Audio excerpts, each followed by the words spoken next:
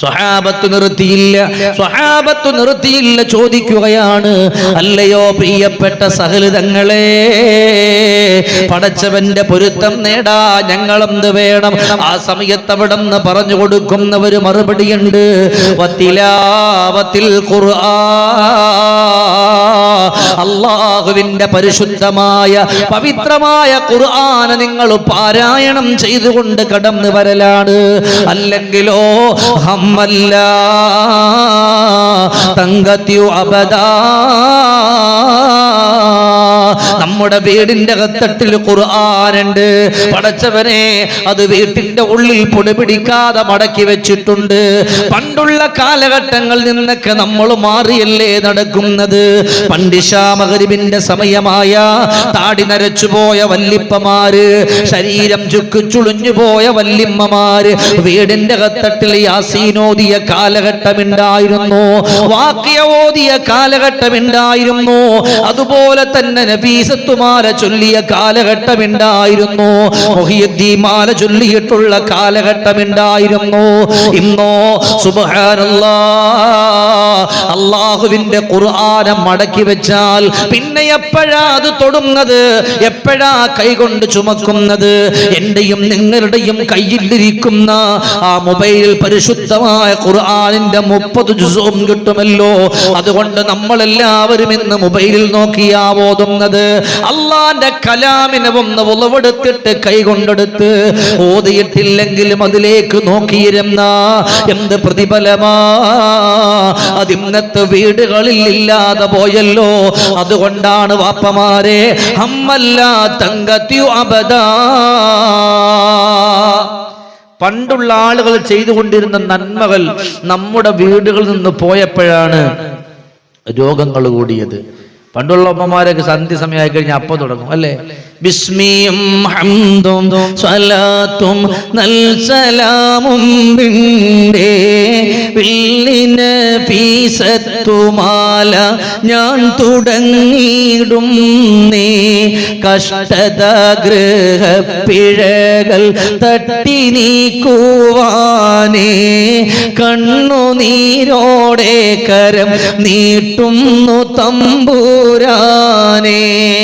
പണ്ടുള്ളവരങ്ങനെയാണ്. അല്ലാഹുവേ കഷ്ടത, കഷ്ടപ്പാടുകൾ, ഗൃഹപ്പിഴ, ഗൃഹമെന്ന് വെച്ചാൽ വീട്, വീടിന്റെ പിഴവുകൾ, ആപത്ത്, മുസീബത്ത്, അതൊക്കെ മാറ്റണേ അല്ലാന്ന് പണ്ടുള്ളവരൊക്കെ സന്ധ്യ സമയത്തിരുന്ന് ഇങ്ങനെ പാടിയിരുന്നു.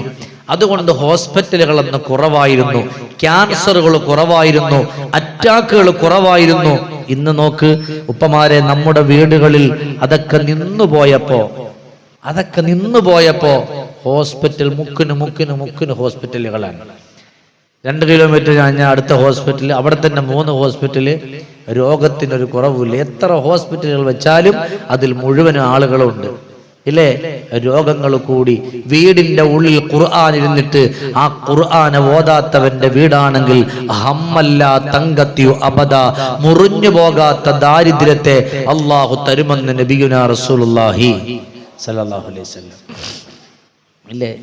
ഈ ഇരിക്കുന്ന വാപ്പമാർക്കറിയില്ലേ? പണ്ടുള്ള ഈ ഇരിക്കുന്ന പല വാപ്പമാരും നിങ്ങളുടെ മക്കളോട് പറഞ്ഞില്ലേ, എടാ ഖുർആൻ എടുത്ത് ചോദറ, 10 സ്വലാത്ത് ഇല്ലടാ ഇല്ലേ? പണ്ട് നമുക്ക് പിന്നെ പണ്ടുള്ള ഉമ്മമാർക്കൊക്കെ അതൊരു കണക്കായിരുന്നു. മോനെ 10 ലാ ഇലാഹ ഇല്ലല്ലാഹ് 10 സ്വലാത്ത്. ഇന്നിപ്പോ എവിടെ പോയി 10 ലാ ഇലാഹ പോയിട്ട് ഒന്നും ഇപ്പൊ വീട്ടിൽ കേൾക്കാനില്ല. അതുകൊണ്ട് മുഴുവൻ സങ്കടത്തിലാണ്. അതുകൊണ്ടാണ് അവിടെ നിന്ന് വിശദീകരിക്കുന്നില്ല. മർമ്മപ്രധാനമായ നമ്മുടെ വിഷയത്തിലേക്ക് തന്നെ നമുക്ക് കടന്നു വരാനുണ്ട്. അതുകൊണ്ട് ഉപ്പമാരെ, ഉമ്മമാരെ, അള്ളാന്റെ ഖുർആൻ ഇഷ്ടം വെച്ചുകൊണ്ട് കടന്നു വന്നോ.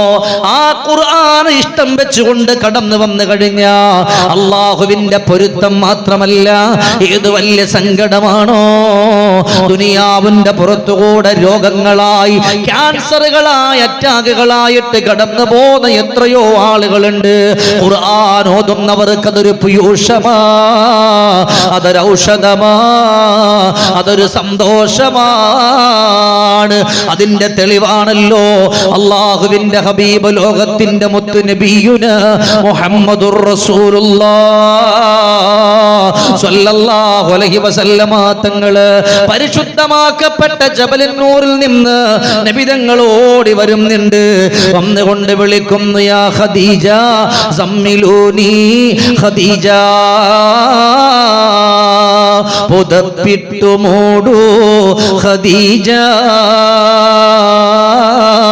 ചേർത്തൊന്നണയ്ക്കൂ ഖദീജ, പുതപ്പിട്ടു മൂടൂ ഖദീജ,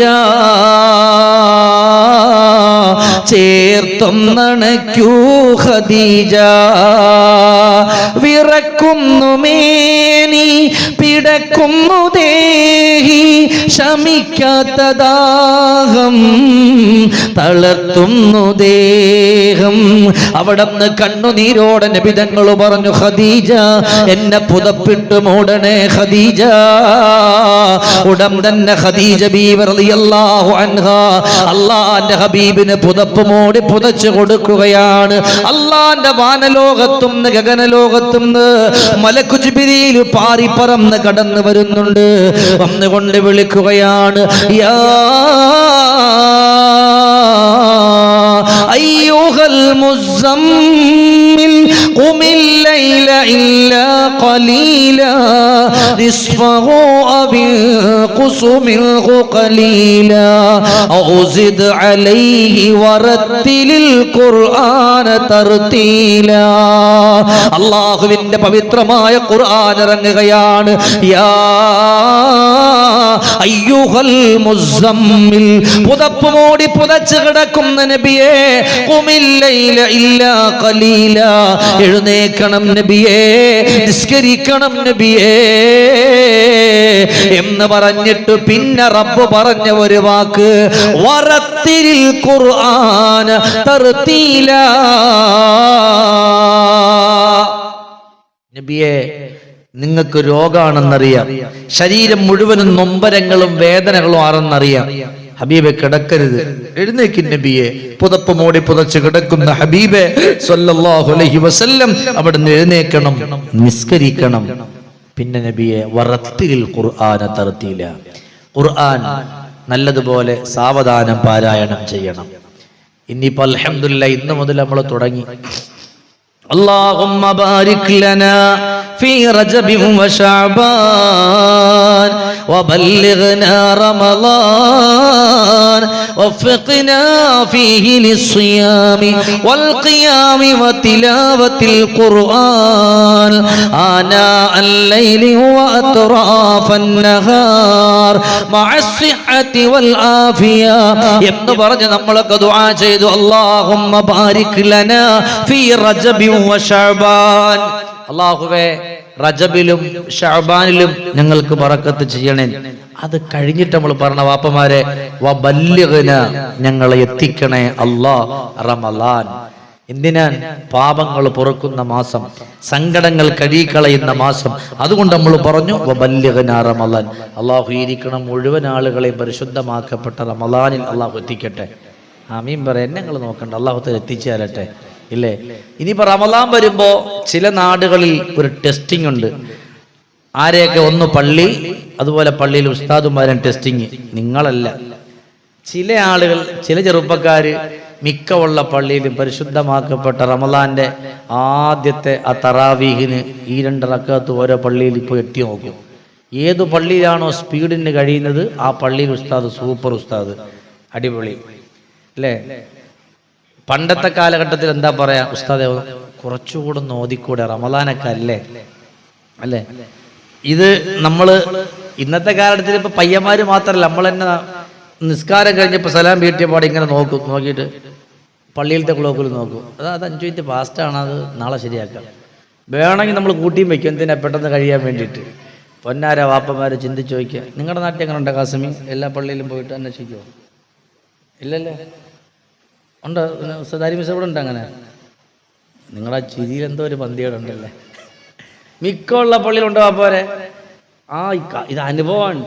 എൻ്റെ അടുത്ത് വരെ വന്ന് പറഞ്ഞു, ഉസ്താദ് ഒന്നും കൂടെ ഒന്ന് ചവിട്ടിയ 5 മിനിറ്റ് കൂടെ കൂടി കിട്ടുമെന്നാണ്. ഈ ചവിട്ടണെന്താ നിസ്കാരത്തിൽ? ഖുർആനാണ്. ചിന്തിച്ചോ, അള്ളാന്റെ കലാമല്ലേ. ഞാൻ ചോദിക്കട്ടെ, നമ്മുടെ കുടുംബത്തിൽ ഒരാൾ വിട പറഞ്ഞു പോയി, നമ്മുടെ വാപ്പയുടെ വാപ്പ അല്ലെങ്കിൽ നമ്മുടെ ഉമ്മ, നമ്മൾ അവരുടെ ആണ്ടാണെന്നും പറഞ്ഞിട്ട് യാസീർ ഒറ്റ വിടലാണ്. യാസീമൽ ഖുർആൻ ഇങ്ങനെ ഓതിയിട്ട് കിടക്കണ വാപ്പക്ക് എന്ത് പ്രതിഫലം കിട്ടാനാ? യാസീൻ നല്ല പോലെ ഓതാൻ 5 മിനിറ്റ് മതി. യാസീൻ വൽ ഖുർആനിൽ ഹകീം ഇന്നക ലമിനൽ മുർസലീൻ അലാ സിറാത്തിൻ മുസ്തഖീം തൻസീലൽ അസീസിർ റഹീം. നല്ല പോലെ ഓതാനാണെങ്കിൽ 5 മിനിറ്റ് മതി. ഈ കിടക്കണ വാപ്പ ഇന്നത്തെ ഓതലിടെ കബറിൽ നിന്ന് ഇടിക്കും. അമ്മാര് ഓതലാണ് ഇന്നിപ്പോ നമ്മൾ ഓതുന്നത്. അവർക്ക് പ്രതിഫലം കിട്ടണം, അതിനു വേണ്ടി ഓതണം. നിസ്കാരത്തിൽ അതിനു വേണ്ടി ഓതണം. എല്ലാത്തിനും അള്ളാന്റെ ഭാഗത്തു നിന്നുള്ളൊരു കൂലി കിട്ടണം. രോഗിയാണ് എന്തിന് ഇവിടെ ഇരിക്കണം? നമ്മുടെ ഉമ്മമാര് മുഴുവനും ഏത് ഉസ്താദുമാര് പറയുന്ന, ഏത് സയ്യിദന്മാര് പറയുന്ന എല്ലാ ദുആയും മക്കൾക്ക് മന്ത്രിച്ചു കൊടുക്കും. എന്നിട്ടും പറയും അവൻ പഠിക്കുന്നില്ല. എങ്ങനെയാ പഠിക്കണേ? നമ്മുടെ ഓതലെങ്ങനെയാണ്? അതുകൊണ്ട് വറത്തിലിൽ ഖുർആന തർത്തീല, ശരീരം മുഴുവനും നൊമ്പരപ്പെട്ട് വേദനിച്ച് കിടക്കുന്ന മുത്തിനോട് പറയുന്ന നബിയെ, ഖുർആൻ സാവധാനം ഓതണം. റമദാൻ വരുമ്പോൾ നമ്മൾ എല്ലാ പേജുകളും ചറപറ ഓതി എന്ന് പറഞ്ഞ കാര്യമില്ല. ഓടരുത്. ഓതുന്നത് ഒരു പേജാണെങ്കിലും അതിന് പ്രതിഫലം കിട്ടണം. അങ്ങനെയാണ് വറത്തിലിൽ ഖുർആന തർത്തീല. അള്ളാന്റെ പരിശുദ്ധമായ പവിത്രമായ ഖുർആൻ നിങ്ങൾ നല്ലതുപോലെ പാരായണം ചെയ്തുകൊണ്ട് കടന്നു വരുമോ എന്ന് പറഞ്ഞിട്ട് ഇവിടുന്ന് ഹബീബിനോട് മലക്ക് ജിബ്രീൽ പറയാ, ഓതണം നബിയേ. അതുകൊണ്ട് പടച്ചവന്റെ പൊരുത്തം മാത്രമല്ല, ഏതു വലിയ രോഗത്തിനും ഒരു പീയൂഷമാ, ഏതു വലിയ സങ്കടത്തിനും ഒരു പീയൂഷമാണ്.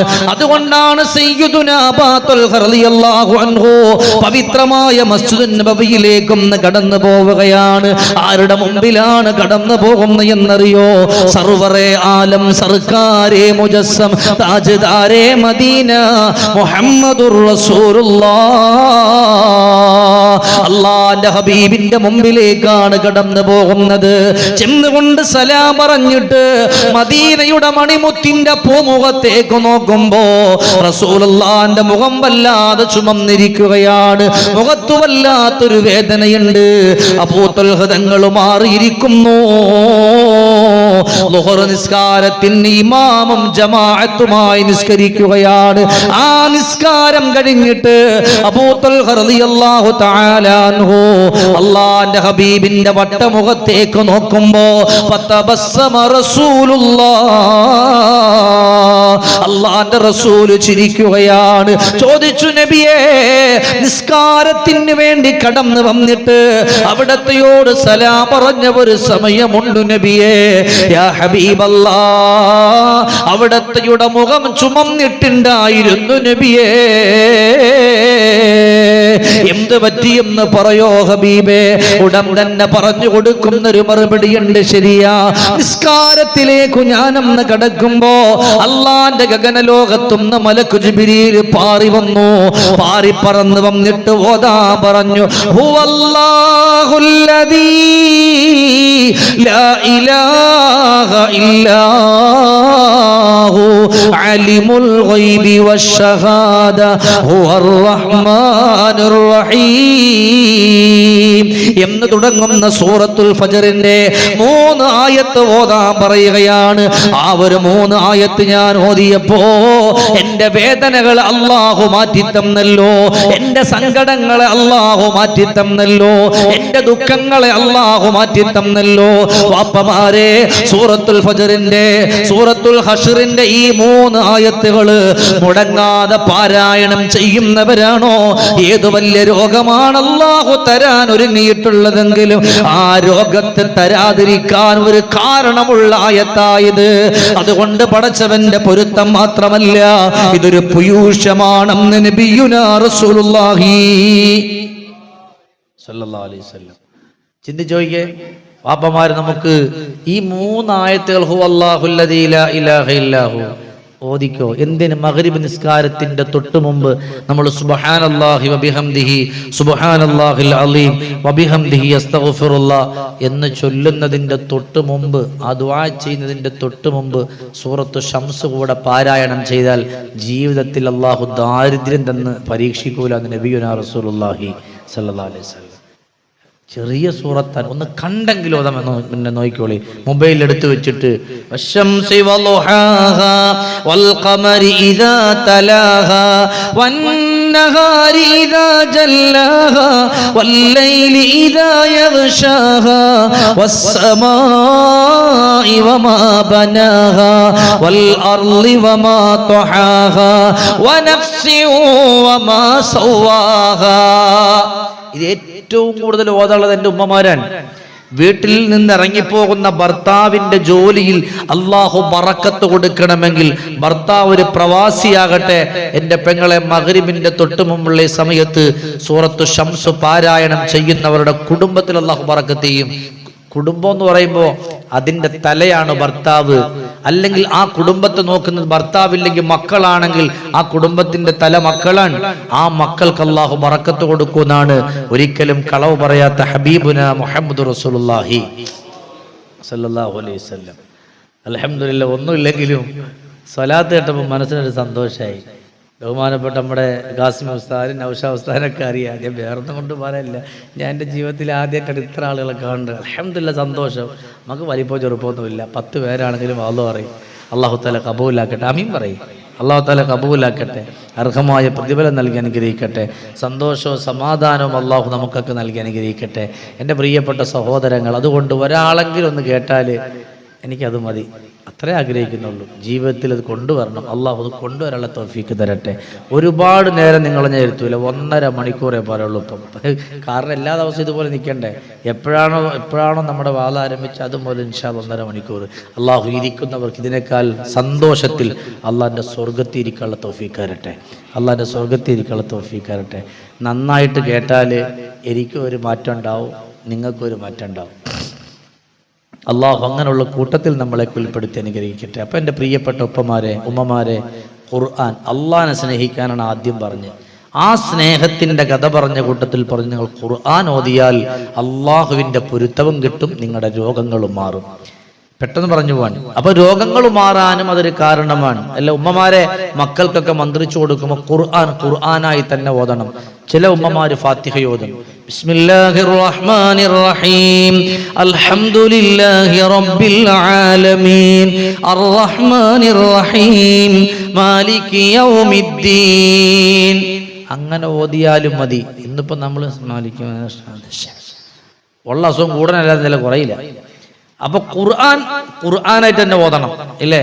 ചില ആളുകളിൽ വെള്ളം മന്ത്രിക്കാൻ കൊടുത്ത വീട്ടിലെ ഉമ്മമാര്, ഇവിടത്തെ അല്ല, ചില നാടുകളിൽ അരക്കുപ്പി വെള്ളം കൊണ്ടുപോകുമ്പോൾ ഉണ്ടാവുള്ളൂ, ഊതി കഴിയും ഫുള്ളാവും. അത് മാത്രമല്ല, ചില സ്ഥലങ്ങളിൽ എൻ്റെ ഉപ്പമാരോട് പറയാം, നന്നായിട്ട് കേട്ടോളി, അള്ളാന്റെ ഖുർആനാണ്.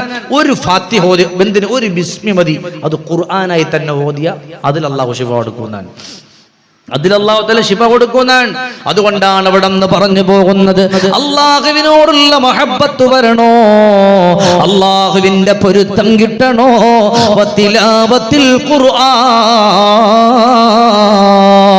അല്ലാഹുവിന്റെ ഖുർആൻ ഓതിക്കൊണ്ടുവരലാണ്.